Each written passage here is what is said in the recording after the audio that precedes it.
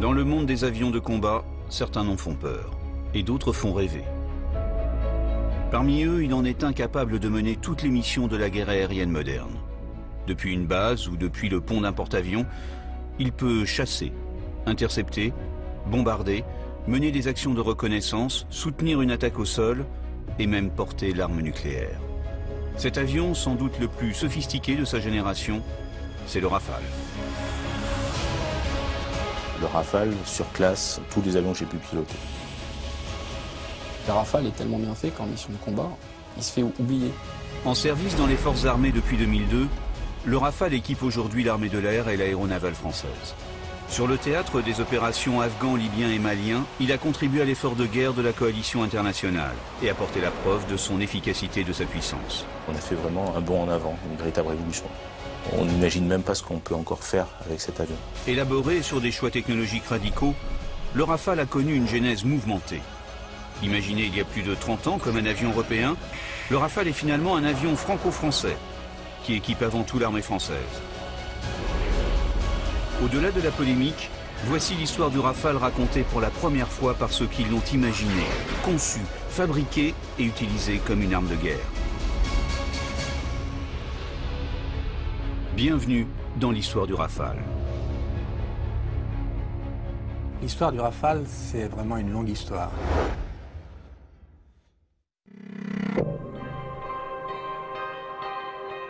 Milieu des années 70. Le monde est en pleine mutation, sociale, économique, mais aussi stratégique. D'un point de vue géopolitique, il est toujours divisé en deux blocs hérités de la guerre. Avec leurs alliés respectifs, les États-Unis et l'Union soviétique s'affrontent dans une guerre froide.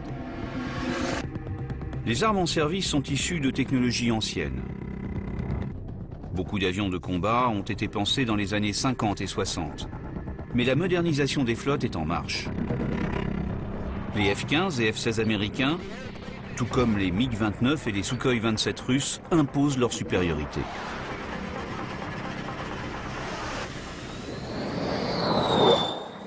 L'Europe, France et Grande-Bretagne en tête, ont évidemment une carte à jouer dans ce domaine.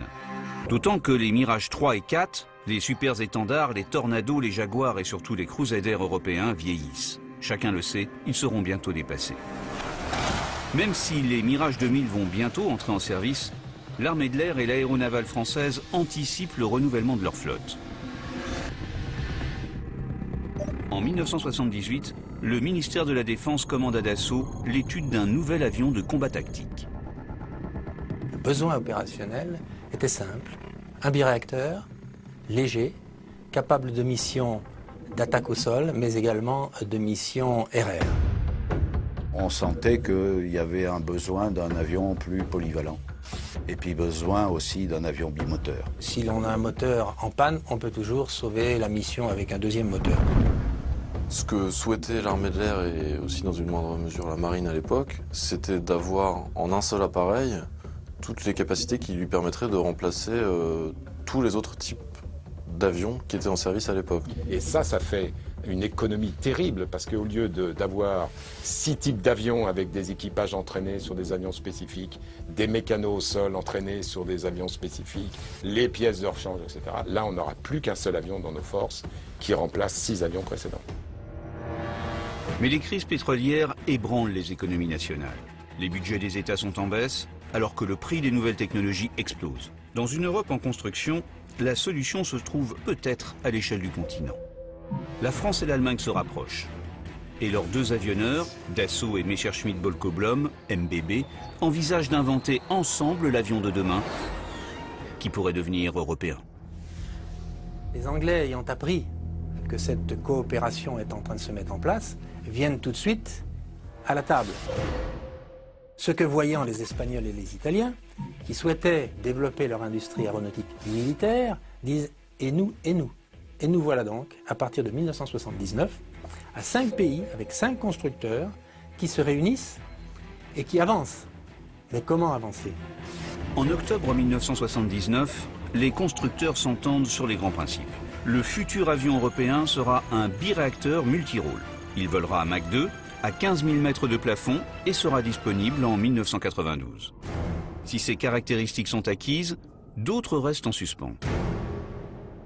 Nous sommes sur une difficulté fondamentale, nous, les avionneurs, c'est que nous n'avons pas une définition militaire du besoin opérationnel qui soit commune. Les Anglais voulaient un avion essentiellement défense aérienne, un peu plus lourd d'ailleurs. Nous, la France, on en voulait un plus léger, capable d'aller sur les porte-avions.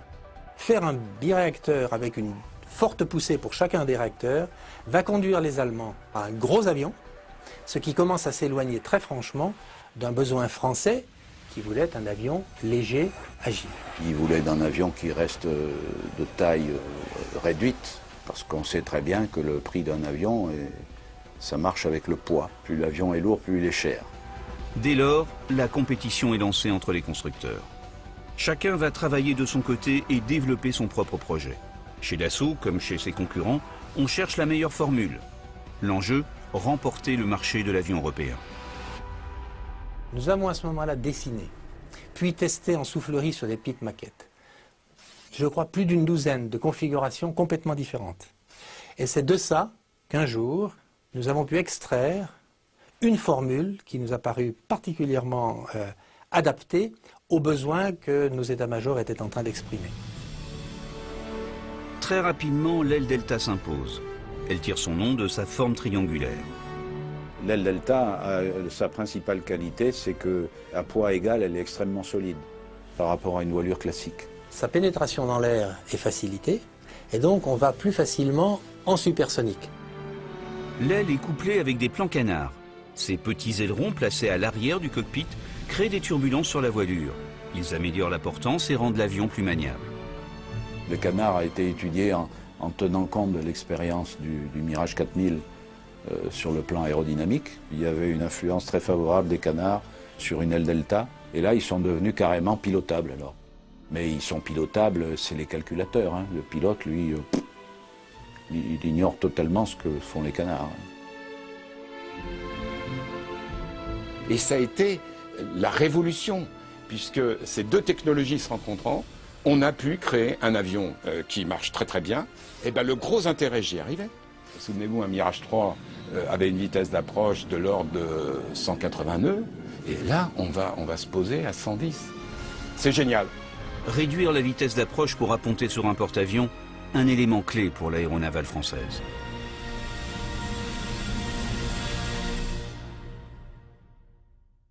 « 1980, Salon de Hanovre. Dassault et les Allemands de MBB exposent chacun leur maquette. 2 ans plus tard, Salon de Farnborough. C'est au tour de Panavia, un consortium germano-italo-britannique, de présenter son avant-projet. Les Anglais mettent 70 millions de livres sur la table pour développer un démonstrateur en vol, invitant Dassault et MBB à rejoindre Panavia. Mais pour les Français, le projet n'est pas convaincant. C'est un biréacteur. Pour qu'on ait un vrai biréacteur, il faut que s'il arrive un incident sur un des réacteurs, l'autre réacteur soit complètement protégé. Ça veut donc dire que ce qui alimente les réacteurs en air, c'est-à-dire les entrées d'air et les manches à air, soient complètement séparés. L'avion anglais a un défaut majeur à nos yeux, c'est que les 2 entrées d'air sont côte à côte. Ce qui fait que si en supersonique, un moteur a un problème, ça remonte dans l'entrée d'air, dans l'amont, et ça repasse dans l'autre. Et ça veut dire que là, on a un faux bimoteur. On n'est pas protégé. Ça, ce sont des conditions de conception sur lesquelles on ne nous aurait jamais fait changer d'avis. Conséquence, en décembre 1982, Charles Hernu, alors ministre de la Défense, annonce que la France construira seule son démonstrateur. Ce sera l'ACX, nom de code de l'avion de combat expérimental. Après les maquettes, voici venu le temps des expérimentations en vol. 2 concurrents vont s'affronter, l'ACX de Dassault contre l'EAP de Panavia. Et bien entendu, ils voulaient essayer de le faire voler le plus tôt possible. Et quand on a appris leur calendrier, nous, on s'est dit, il faut qu'on vole avant eux. Et si les Anglais avaient mis sur la table un avion expérimental avant le nôtre pour éventuellement démontrer une formule, nous perdions un élément de négociation. Les équipes de Dassault et celles de Panavia se livrent une guerre sans merci et travaillent d'arrache-pied. L'enjeu, être le premier à faire voler son démonstrateur. Dans cette course contre la montre, la motorisation est cruciale. Le choix de la propulsion pour les avions de combat est toujours un choix difficile. Et l'idée, c'était d'avoir un moteur qui se fait oublier quand on le manœuvre, ce qui est très important pour un avion de chasse, et qui soit performant.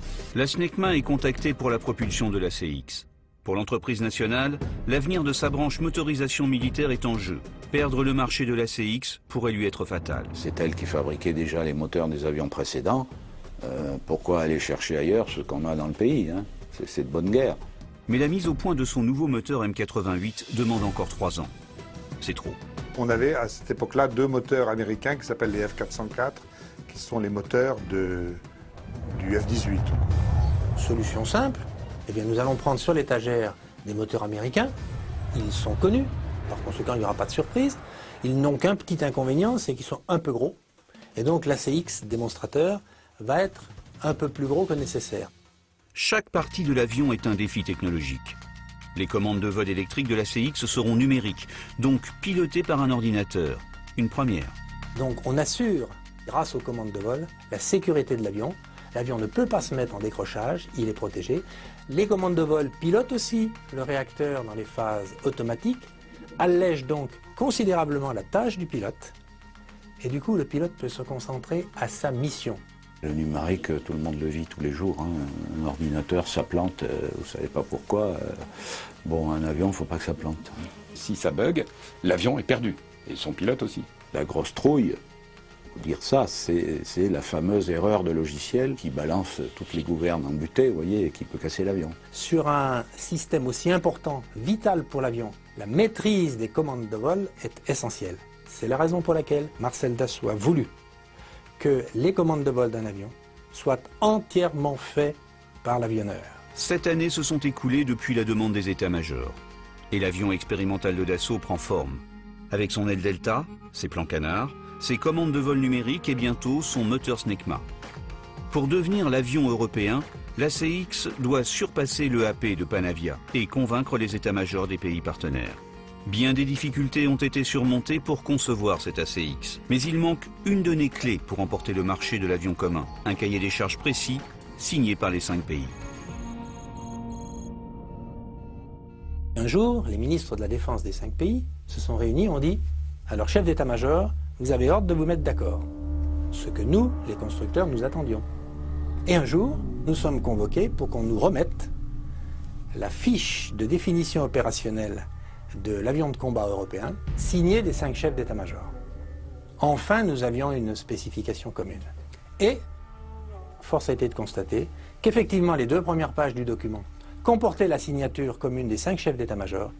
Il y avait derrière 5 annexes qui demandaient des choses différentes. Dès lors, la rupture est inévitable. Elle est entérinée le 2 août 1985 au sommet européen de Turin. Les enjeux sont bien sûr militaires, mais également économiques. Le gouvernement français tient à sauver son industrie aéronautique, et particulièrement la SNECMA, d'où le refus des Français d'équiper le futur avion de moteur anglais Rolls-Royce. Il y avait des exigences trop différentes d'un pays à l'autre. Le besoin exprimé par les autres conduisait un avion trop gros, trop lourd, trop cher, pas assez polyvalent. Il y a eu de réels efforts pour essayer de se mettre d'accord. Et puis ça n'a pas marché. C'est la raison pour laquelle la France s'est retirée du programme. La France a décidé de faire un avion adapté à ses besoins à elle, et y compris marin, donc marin et armée de l'air. Et puis de l'autre côté, les autres pays se sont regroupés pour faire ce qui allait devenir l'Eurofighter, mais il s'appelle le Typhoon officiellement, donc il y a Rafale d'un côté et Typhoon de l'autre. Le Typhoon et le Rafale, que l'on appelle toujours EAP et ACX, seront donc concurrents. Péché d'orgueil français, penseront certains, nécessité opérationnelle diront d'autres. Toujours est-il que les 4 ex-partenaires ne seront pas acheteurs du Rafale. Les difficultés commerciales que connaîtra l'avion de Dassault prennent-elles racine en cette année 1985 ? C'est pourtant celle où il va voir le jour. Quand à un moment donné un avion prend corps, on se dit le moment est venu de présenter aux autorités quelques mois avant le premier vol, de présenter aux autorités donc cet avion. 14 décembre 1985, atelier de Saint-Cloud. C'est le grand jour pour l'avion qui est présenté aux autorités en présence de Marcel Dassault. Selon la légende, c'est lui-même qui lui donne son nom, le Rafale. C'était une de ses dernières apparitions. Il avait dit la fameuse expression « ce sera un avion mondial ». Quand les journalistes lui avaient dit « alors votre avion il n'est pas européen », il avait dit « il sera mondial ». Il a toujours des réparties dans ce genre-là, Marcel Dassault. Marcel Dassault a eu pendant un temps des sentiments mitigés vis-à-vis des Rafales, au début. Marcel Dassault, visionnaire, a toujours aimé des avions relativement petits de taille, donc pas trop chers, de façon à ce qu'on puisse les exporter largement. Et au tout début, je me souviens de mes discussions avec Marcel Dassault, attention, ne faisons pas un avion trop gros, etc. Il est vrai qu'il entendait ce que voulaient les autres Européens à cette période, qui nous tirait vers le haut. Dieu merci, nous avons réussi à rester dans une taille raisonnable, et à ce moment-là, je pense que Marcel Dassault a compris que la tendance était la bonne. Mais c'est vrai que les ingénieurs de bureau d'études que nous étions, pendant un temps, nous avons été sous une très forte pression de sa part pour continuer à faire un avion le plus petit possible, parce qu'il avait peur que si l'avion était trop gros, trop important, trop lourd, on aurait du mal à l'exporter dans beaucoup de pays clients.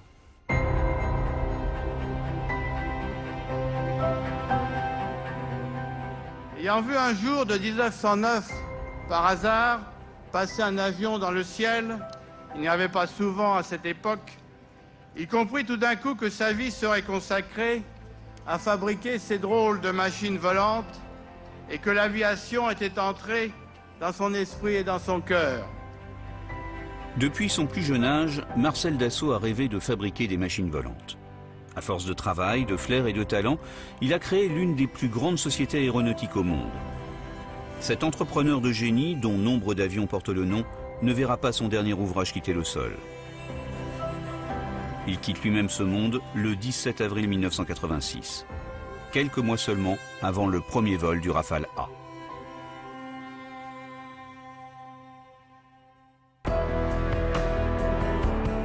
Partout dans les usines, on s'affaire pour mettre au point le démonstrateur du Rafale.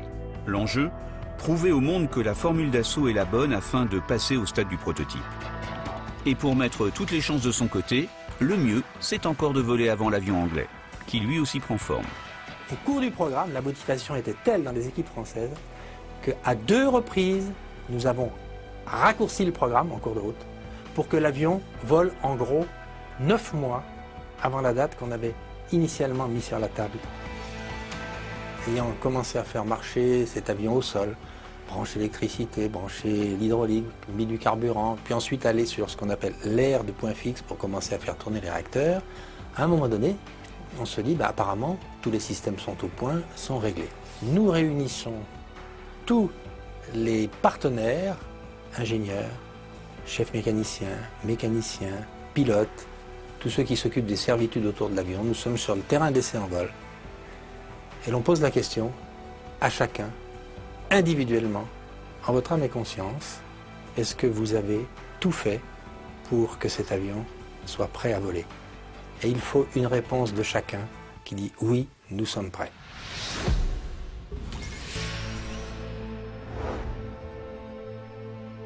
C'est une date que je n'oublierai jamais. Il y a de l'adrénaline, beaucoup. Il y a un stress comme un chanteur ou un artiste de théâtre avant de rentrer sur scène. Hein.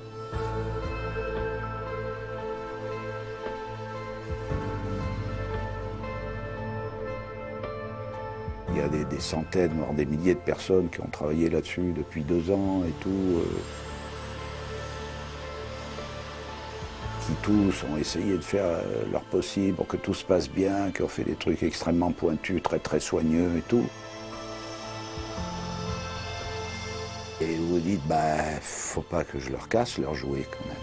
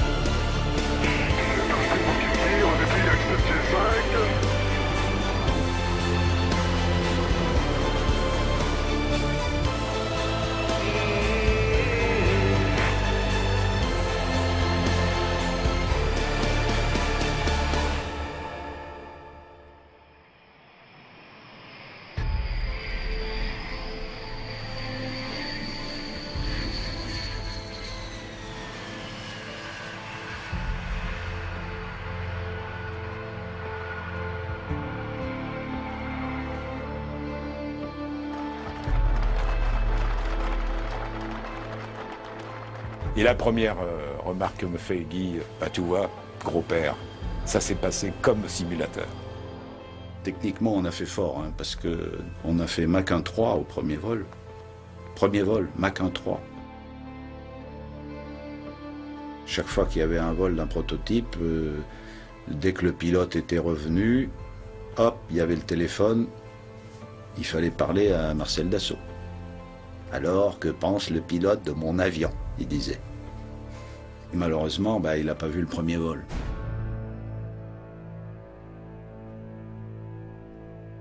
Nous, on était quand même assez fiers, quand même, en tant que Français, parce que l'EAP, donc l'expérimental Aircraft Programme des Anglais, bah, il était au parking et il ne pouvait pas voler. On a volé avant eux, on était méchants parce que EAP, nous, on l'appelait encore au parking, alors qu'on volait déjà. On était assez contents, d'ailleurs, de voir l'autre avion expérimental au sol. Les deux avions avaient été lancés pratiquement en même temps. Nous, on était en vol à Farnborough et pas eux. Farnborough 1986. Au grand salon aéronautique anglais, le Rafale A et l'EAP se font face pour la première fois. Ils ont pris énormément de risques parce que leur avion, ils ont fait leur premier vol, je crois, 15 jours avant le salon. Ils sont arrivés au salon de Farnborough, ils étaient vraiment dans les tout premiers vols et ils étaient un peu sur la pointe des pieds. Et du coup, le pilote anglais que je connaissais, ouais, il n'a pas pu faire ce que je pouvais déjà faire, moi, avec le Rafale.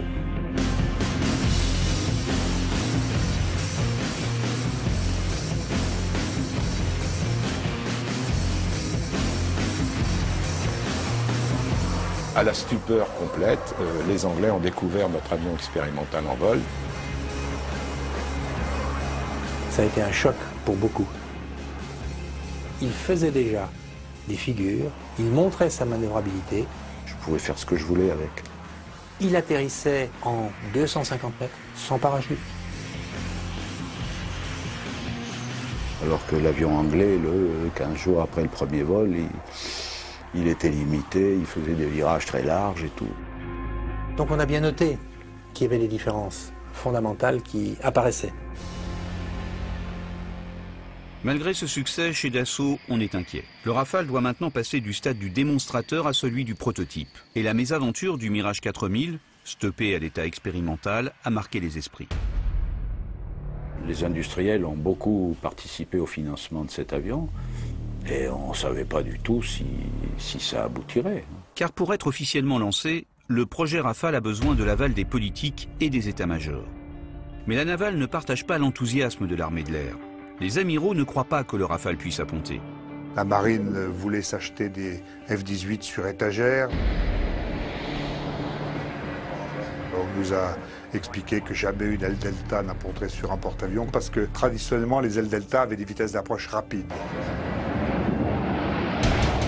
La technologie des commandes de vol électriques a permis d'avoir des vitesses d'approche plus faibles. Et puis ensuite, on a développé la voilure canard sur un Rafale qui permettait encore d'arriver plus lentement. Donc il était important que Dassault montre qu'on savait faire un avion marin. Le 30 avril 1987, Yves Kerhervé amène le Rafale A en approche sur le pont du Clémenceau, un des deux porte-avions français de l'époque. On voulait démontrer la capacité d'un Rafale à se présenter sur un porte-avions. Alors il n'avait pas structurellement la capacité de toucher parce qu'on l'aurait cassé. On remettait les gaz, je crois, à 50 cm.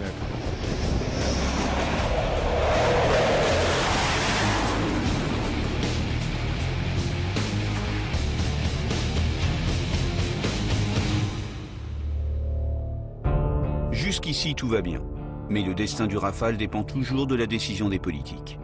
Au Salon du Bourget de 1987, le discours du Premier ministre Jacques Chirac est attendu avec fébrilité. Deux décisions majeures pour l'industrie aéronautique française et européenne peuvent être aujourd'hui officiellement annoncées. Le programme d'avions de combat futurs dérivés du Rafale, destiné à équiper, à partir de 1996, l'armée de l'air et la marine nationale.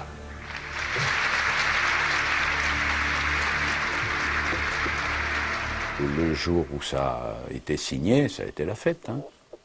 Le lancement le lancement d'un avion tiré du Rafale. Le Rafale A, le démonstrateur, a rempli sa mission. Le programme Rafale est officiellement lancé. Une bonne nouvelle n'arrivant jamais seule, le moteur M88 de la Snecma est prêt. Pour définir le moteur, il y avait plusieurs critères. Être toujours capable d'aller en supersonique élevé. Ce qui est important, c'est les consommations spécifiques, c'est-à-dire le rendement du moteur. On veut pouvoir faire la même mission avec 30% de pétrole en moins. Et l'idée, c'était d'avoir un moteur qui se fait oublier quand on le manœuvre, ce qui est très important pour un avion de chasse, et qui soit performant.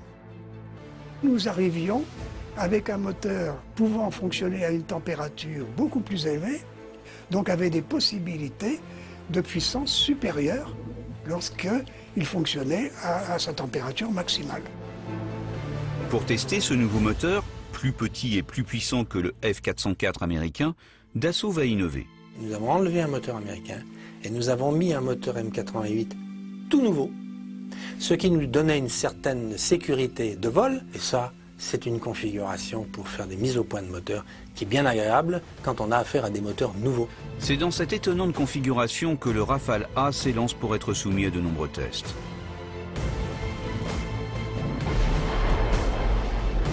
Il y a plus d'1 millier de paramètres qui sont envoyés directement, dont beaucoup sont récupérés dans une salle d'écoute, et votre voix, et votre respiration d'ailleurs, passe en permanence et écoutée en bas. On est seul dans l'avion avec 25 personnes. On fait quoi? Mac 1 2. Allez, 09. C'est parti, mon kiki, au début il y a que 7 G5. On va aux limites réelles de l'avion, on fait même plus, pour que si un jour après un utilisateur dépasse, il n'ait pas d'ennui. Pendant les nombreux essais du Rafale A, le C-01 est à l'étude.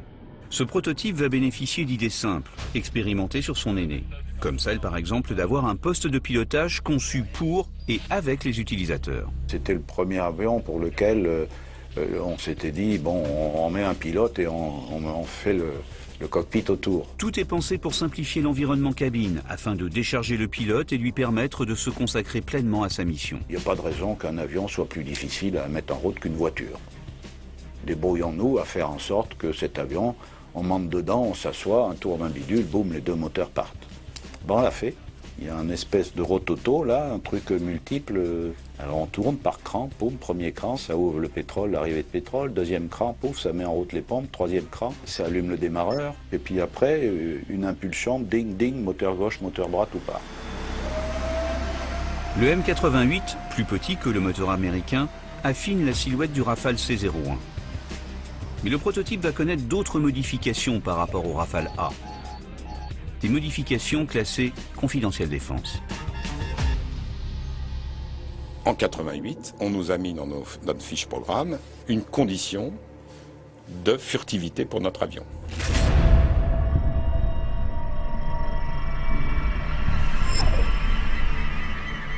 En 10 ans, les moyens de détection radar ont fait des progrès considérables. Pour mener leur mission, les avions de guerre modernes ont la nécessité d'être furtifs, c'est-à-dire le moins repérable possible par les défenses aériennes ennemies. Les ingénieurs de Dassault et ceux de Thomson CSF, la future Thales, vont s'appliquer à rendre le Rafale invisible. En jouant sur les formes, les matériaux et en développant un système de protection électronique, ils vont repenser l'avion afin qu'il absorbe et dévie les ondes radar. Et alors donc on a tout redessiné. Tout a été vraiment étudié pour réduire au minimum ce qu'on appelle la signature radar de l'avion. Entre le Rafale, le C-01 et le Rafale A, il n'y a rien de commun. Pourtant, quand vous les voyez, vous dites que c'est le même avion. Ça ressemble, mais toutes les formes, il n'y a pas une forme identique. Il n'y a rien de commun à part les roues. Bien sûr, nous sommes dans des domaines un peu confidentiels, mais disons que la signature vue par l'avant d'un Rafale, c'est la signature d'un moineau.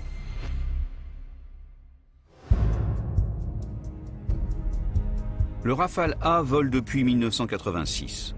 Au cours de centaines d'heures d'essais, il a démontré toutes ses capacités, a été poussé à ses limites et a permis de tester le moteur Snecma. L'avion expérimental blanc a terminé sa brillante carrière. Le prototype C-01, dans sa livrée noire, entre en scène. Équipé de 2 moteurs M88 et désormais furtifs, ce Rafale décolle pour la première fois le 19 mai 1991. Si l'avion n'a plus rien de commun avec le Rafale blanc, pour les pilotes d'essai, la prise en main du C-01 est une simple formalité. De ce prototype, Dassault va décliner une version marine, le Rafale M01. Les seules différences, c'est d'abord les trains, qui sont plus costauds sur l'avion marin, et la crosse. Tout le reste est identique. Un avion embarqué sur un porte-avions est catapulté, c'est-à-dire que sur 75 mètres, vous devez tirer quelque chose qui peut peser jusqu'à 20 tonnes. Eh bien, ça passe par le train avant. Donc vous imaginez qu'il faut quelque chose d'extrêmement costaud. Et donc le train d'atterrissage d'un avion marine est énorme. Un train avant d'avion air fait 50 kg, un train avant d'avion marine fait 200 kg. L'appontage est un exercice un peu violent qui consiste, pour de simples raisons de précision, à ne pas arrondir quand on se pose. Si on veut se poser dans une zone qui fait en gros 30 mètres, il faut supprimer complètement cette phase d'arrondi et donc impacter avec des vitesses verticales fortes. Alors la crosse d'arrêt, c'est une crosse d'arrêt qui arrête l'avion en 60 mètres, 70 mètres. C'est pareil, elle prend 70 tonnes, 75 tonnes de traction vers l'arrière. L'avion marine fait 700 kg de plus que son camarade de l'armée de l'air. À part les appareaux, ça se dit comme ça, les appareaux marins, le train et la crosse, les avions sont rigoureusement identiques. En vol, vous ne pouvez pratiquement pas différencier un avion air d'un avion marin. Le premier vol sur M01, c'est un moment assez fort. Vous avez le président Serge Dassault qui est là, Bruno Revlin, il y a tout un tas de monde là autour de vous. Il faut tâcher de faire les choses proprement. Le Rafale Marine M01 prend son envol le 12 décembre 1991. Bon, les qualités de vol de l'avion sont les mêmes que celles du C sur lequel j'avais déjà volé et à peu près du Rafale A que je connaissais bien.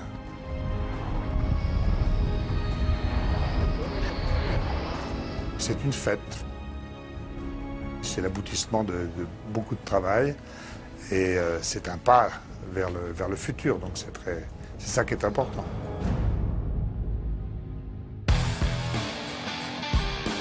La piste d'un avion marine, c'est le pont d'un porte-avions. Une piste courte, délicate, dangereuse, dure pour les avions comme pour les pilotes. Alors, le Rafale M01 va d'abord apprendre à apponter et à être catapulté depuis la terre ferme. On était allé à Lakehurst aux États-Unis pour faire des campagnes de ce qu'on appelle de navalisation, enfin de carrier suitability, comme disent les Américains. Et là, on avait fait tout un tas de catapultage. À bord, Elvira va sauter, à bord est commandé. L'avion ne volait pas au début. On tirait la catapulte, l'avion roulait, on revenait, on en faisait un autre un peu plus vite. Après, on réfléchissait, les ingénieurs dépouillaient, on repartait. Et puis après, on est arrivé à des vitesses suffisantes pour assurer la rotation de l'avion et le décollage. On se reposait, on recommençait.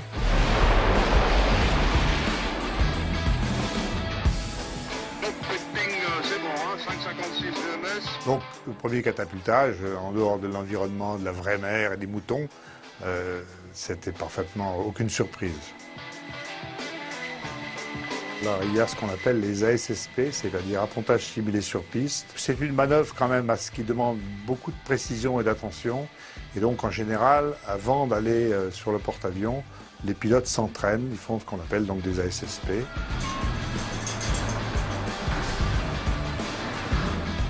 Donc, on avait fait ça, bien sûr. On avait fait ça à Istres. On avait des officiers à pontage qui venaient nous faire tourner, comme on dit.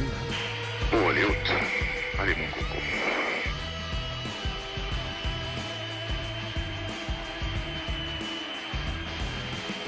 On remonte ça.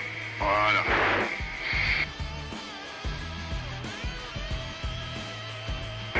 Allez, mon coco. Allez, mon coco.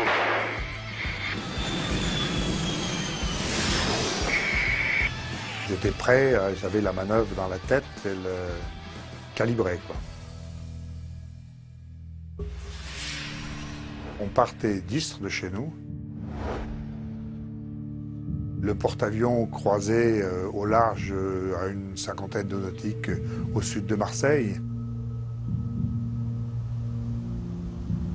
Tout était prêt, donc j'ai décollé pour être à peu près à l'heure. On se présente sur le porte-avions, on fait un circuit, on fait quelques remises de gaz, de manière à ce que les officiers d'appontage commencent à prendre un peu leur marque, et puis le pilote aussi, bien sûr. On fait des touch and go, carrément, on va toucher le pont et on repart, la crosse est en rentrée. C'est franchement pas une manœuvre très facile. Et lorsque tout va bien, que les approches sont jugées stables par les officiers d'appontage, on vous dit, ben ok, tu peux y aller. Sur l'axe, 300 pieds, top. Et enfin, on sort la crosse et on accroche le bras. 300 pieds, top. Un nautique.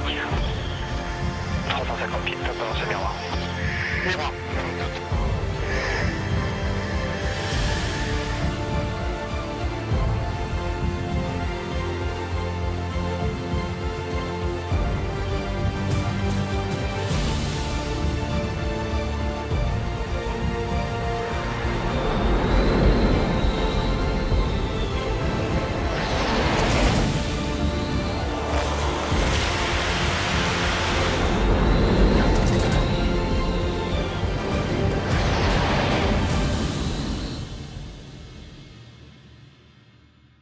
Là, on a ponté. Après, les ingénieurs dépouillent, regardent si tout s'est bien passé. On mesure des tas de contraintes sur les trains et ainsi de suite. Et après, lorsqu'on a réfléchi et digéré tout ça, on repart. Alors, je pense que c'était le lendemain. Le Rafale s'est posé sur un porte-avions avec succès. L'heure est maintenant au premier catapultage. Afin de pouvoir s'arracher du pont d'envol, la catapulte va devoir amener le Rafale à 260 km/h sur 70 mètres. Et ce, en moins de 2 secondes. Une accélération comparable à 2 fois celle d'une Formule 1. En sortie de pont, vous avez une rotation de l'avion assez brutale, parce qu'on va chercher dans les presque 20 degrés par seconde à cabrer. Le maximum qu'on prenne dans ces cadres-là, c'est 5 G5, mais longitudinalement. On n'a pas les mains sur les commandes. On a un blocage de la manette des gaz, qu'elle ne recule pas, et on ne met pas la main sur le manche. C'est une vieille habitude qu'ont tous les pilotes d'aviation embarqués. On salue, on pose sa main sur la cuisse et on attend. Ensuite, on récupère. En gros, c'est pour éviter de faire une bêtise.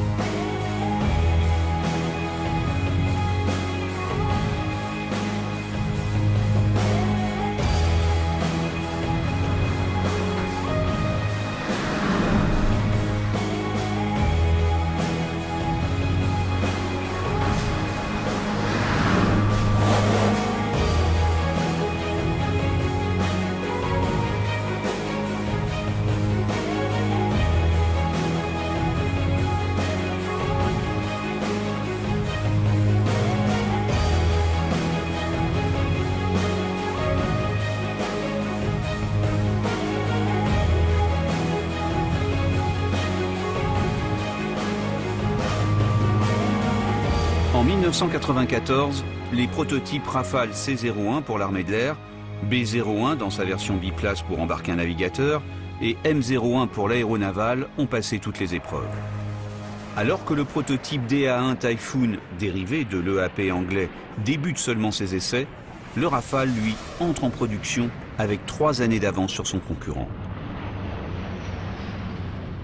À partir de ce moment-là, on peut dire ça y est, c'est bon, on tient et on peut lancer la série. Partout en France, les ateliers de Dassault et de ses partenaires, ils sont près de 500, se mettent en branle. Le fuselage est sculpté à Argenteuil et les ailes à Martignas. C'est à Biarritz que l'on fabrique la dérive et à Poitiers que l'on s'occupe de la verrière et des plans canards. À Villaroche, la SNECMA produit les moteurs M88, tandis que dans ses laboratoires, ceux de Pessac et d'autres, Thales peaufine les systèmes électroniques de détection, de brouillage et de combat qui vont faire du Rafale une arme redoutable. Comme les pièces d'un puzzle géant, ces éléments convergent vers Mérignac, près de Bordeaux. Ils vont être assemblés dans la grande usine. À l'aube des années 2000, le premier Rafale de série est quasiment prêt.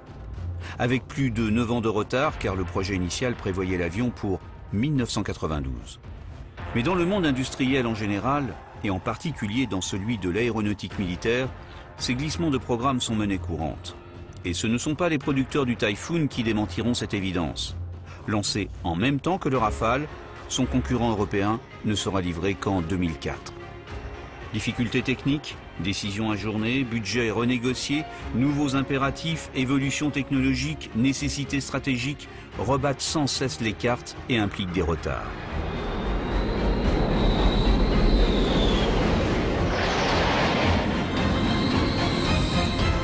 Le 18 mai 2001, la flottille 12F de l'aéronaval basée à Landivisiau est la première unité à recevoir ses Rafales, en remplacement des Crusaders, retirés du service 2 ans plus tôt. Ce même jour, le porte-avions Charles de Gaulle, tant attendu par la navale, est armé et opérationnel.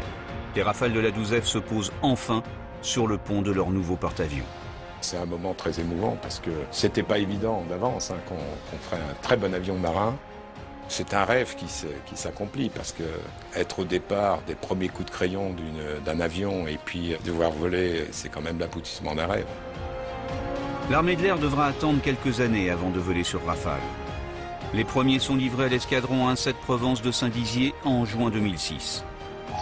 Pour ces pilotes habitués au Mirage 2000 ou F1, comme pour ceux de la navale qui abandonnent leur super étendard, il faut réapprendre et découvrir de nouvelles sensations. Aujourd'hui, nous n'avons plus grand-chose à dire, si ce n'est d'écouter les opérationnels, les pilotes des armées, qui reviennent de mission et qui nous disent ce qu'ils ont fait. Le premier vol, ça reste la découverte de la puissance de la machine, la découverte des commandes de vol, la première fois où on passe sur un avion avec un manche sur le côté. Il est sur le côté, il est tout petit, et après avoir décollé au bout de 15 minutes, j'y pensais même plus. C'est tellement naturel, en 10 secondes, voilà, l'affaire est faite. On se demande pourquoi auparavant on n'avait pas mis le manche sur le côté finalement. C'était sur une mission de défense aérienne avec quelqu'un que je connaissais depuis longtemps. La première chose qui m'a marqué, c'est qu'on a fait une figure que je n'aurais même pas imaginée en Mirage 2000.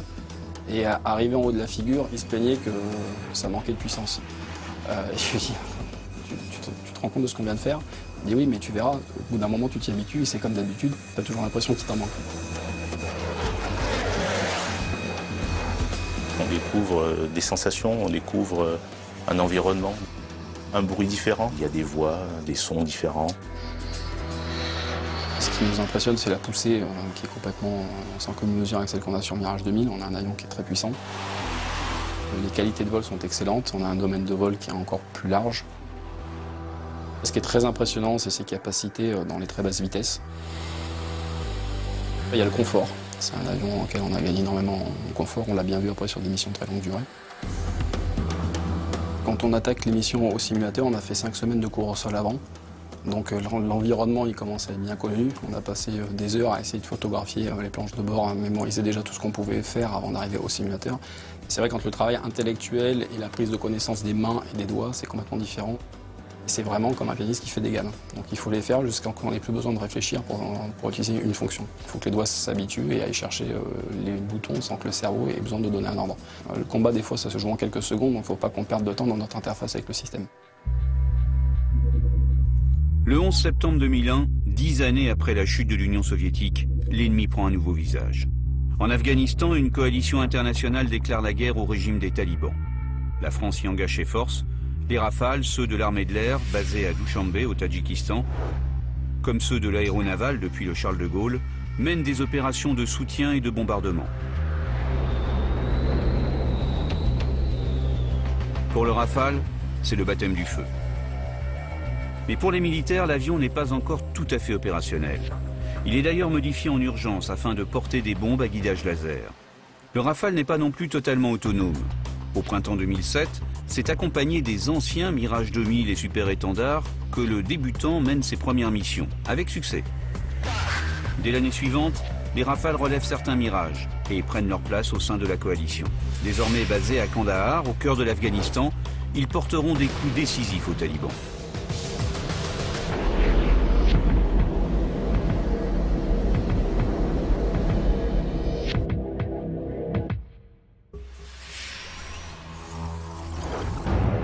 Début 2011, le printemps arabe secoue la Libye.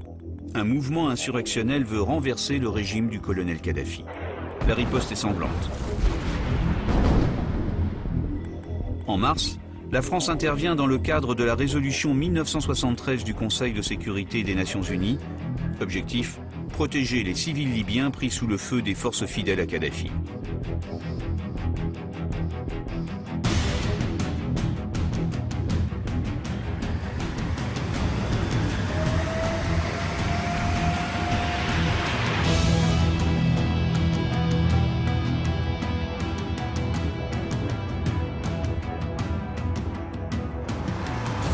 Nous sommes intervenus avec le premier vol, donc le 21 mars, pour intervenir donc sur le théâtre libyen.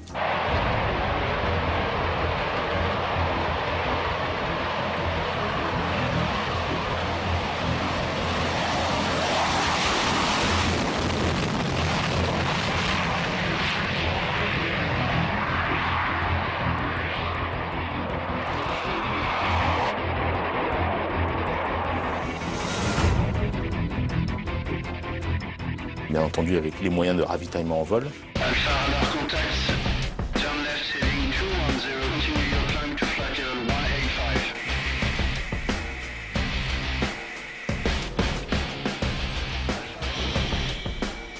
Liner southwest, 15 miles, 32,000.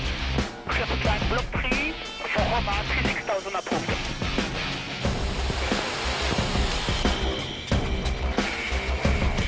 To Babylon.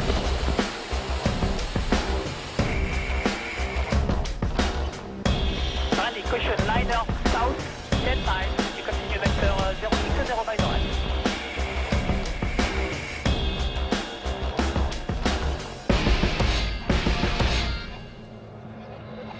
On interagissait avec des AWACS américains, avec d'autres moyens sur le théâtre, et le Rafale s'est intégré sans aucune difficulté dès le premier jour. Les Rafales, désormais opérationnels, sont d'abord chargés de maintenir une zone d'exclusion aérienne. Le caractère omnirôle du Rafale a été démontré dès le premier jour, puisque des avions sont entrés pour faire une mission de défense aérienne, donc interdire aux forces libyennes le survol de toute une zone qui était donc orientée vers Benghazi.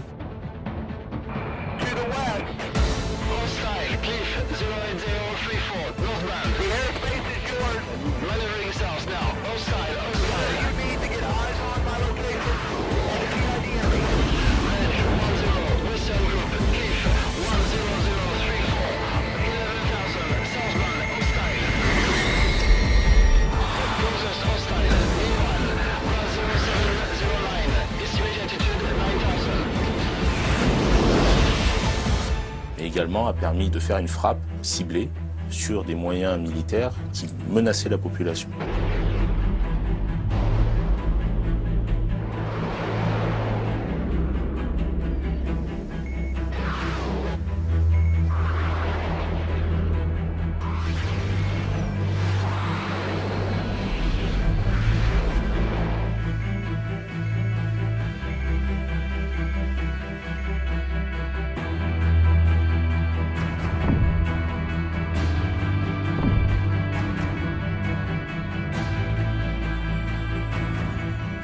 Les avions français et les Rafales en l'occurrence ont survolé la Libye. C'était les premiers avions de la coalition à survoler ce territoire-là. Et en l'occurrence, il n'y avait aucune frappe préalable des installations militaires au sol. Donc tous les radars de défense aérienne et tous les systèmes de défense solaire libyens étaient encore actifs. Il a fallu faire appel aux capacités de détection et de brouillage du Rafale lui-même, qui lui a permis au final de ne pas être engagé. Aucun appareil n'a été abattu par les défenses libyennes. La Libye, ça a permis de démontrer un certain nombre de capacités, de démontrer le potentiel de l'avion, et surtout, je crois, de montrer que 20 ans après son premier vol, l'avion fonctionnait comme il était prévu dès le départ.